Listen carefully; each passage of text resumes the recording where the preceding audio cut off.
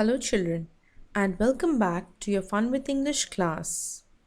I hope you are taking care of yourself in this changing weather and are not falling ill too often.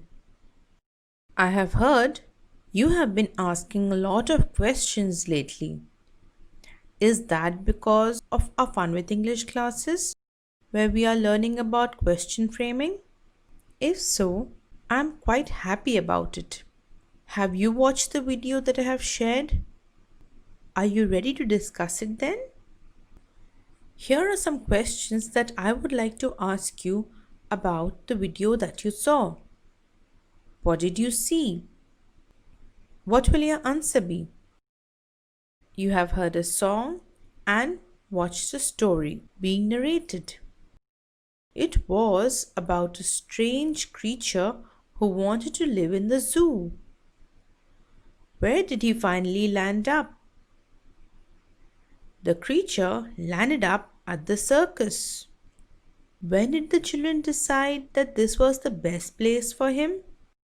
The children decided that this was the best place for him after he showed them how he could change the color of his spots from one to the other and then to multicolor.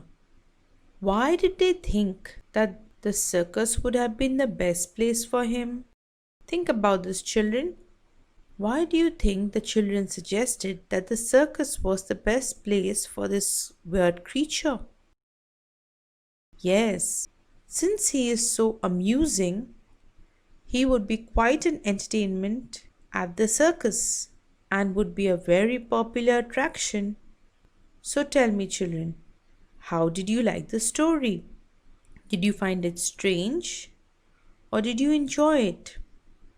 I know that you have been learning about different types of houses in your EVS class. You have also learned a lot in your English lesson. But children, have you thought about where animals live? In their natural habitat, animals make their own homes. Some live in caves, some make burrows, and others build nests. But do you think animals like to live in the zoo or the circus? No, neither do I. I don't think that they would be happy when they are confined to cages or made to entertain others. Have you been to a circus? What does a circus look like? Yes, it is a huge tent, like the one that I have shown in the picture here. You have learnt more about tents, haven't you? Are you now ready to ask some questions of your own? Let me see how you fare at that. I'm going to give you a series of statements and you have to frame questions for me. My first sentence reads, I live in an apartment. So I am giving a location, a place. I live in an apartment.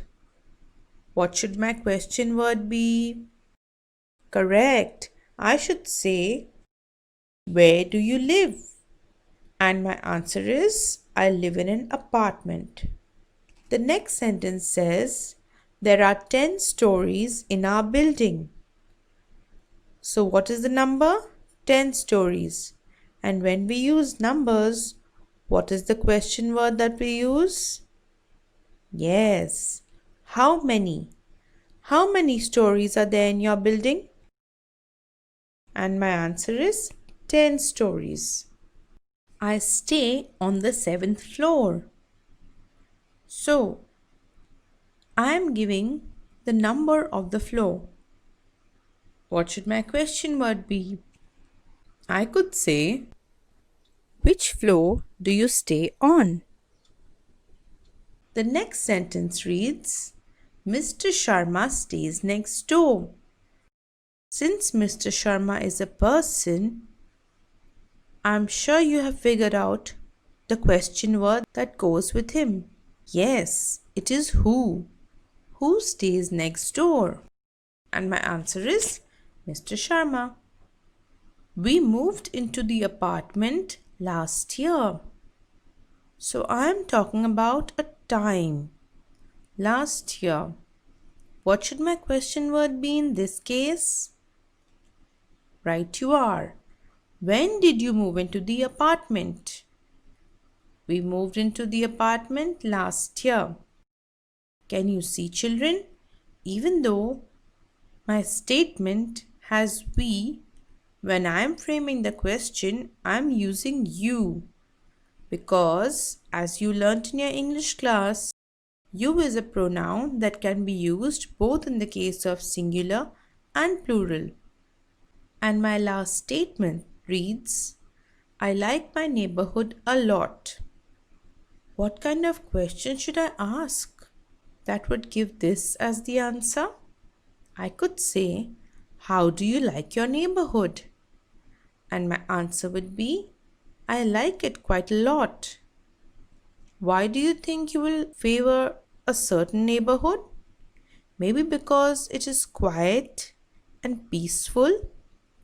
Perhaps it's a safe locality where there are proper rules and helpful neighbors when you need them. How would you describe your neighborhood? If you were able to guess all the different question words and frame correct questions for each of my sentences, then you deserve a huge round of applause. Very well done, children. And I'm sure you are waiting to get on with the activity. So I won't keep you waiting. Here it is. You have to design a home for a pet animal. You can draw or make a model using materials available at home. Think about the questions that can be asked to you about the house.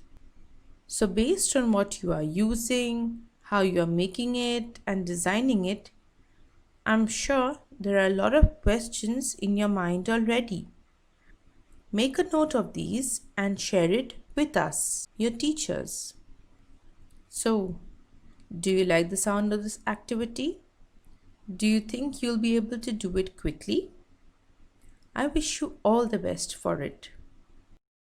Now that we have come to the end of our lesson, I'm sure you must have achieved the learning outcomes set out for you. These were, you will be able to answer questions based on the story narrated in the video. Sing along to the song shared in the video. Correctly use question words when required. Frame questions to given statements. And design a home for a pet and be prepared with the questions related to it. So children, as you watch and re-watch the video, you will be able to achieve these learning outcomes. You also have to keep practicing and complete all the activities and assignments that we are setting. So children, as you look forward to a revision week and your puja vacation, I wish you loads of fun and a joyous time to spend with your family. At the same time, remember to complete all the pending work and keep revising your lessons. Take care and stay well.